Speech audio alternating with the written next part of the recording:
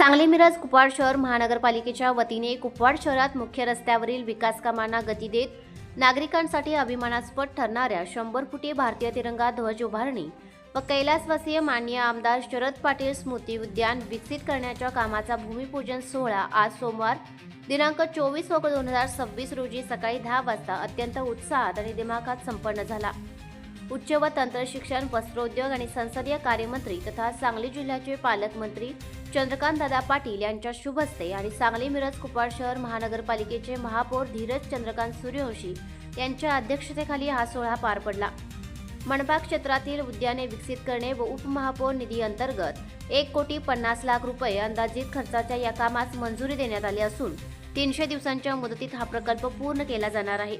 या कामाच्या व्यापात प्रामुख्याने कंपाऊंड वॉल, फुटपाथ, सुंदर गार्डन, वीट बांधकाम, फॅब्रिकेशन वर्क, दगडी बांधकाम, 100 फूट उंच राष्ट्रध्वज, सिमेंट बेंच, माजी आमदार शरद पाटील यांचा जीवनपट दर्शवणारे आकर्षक म्युरल्स, विद्युत रोषणाई कमान आणि पंचधातूंमधील आकर्षक अशोक स्तंभ यांचा समावेश असणार आहे।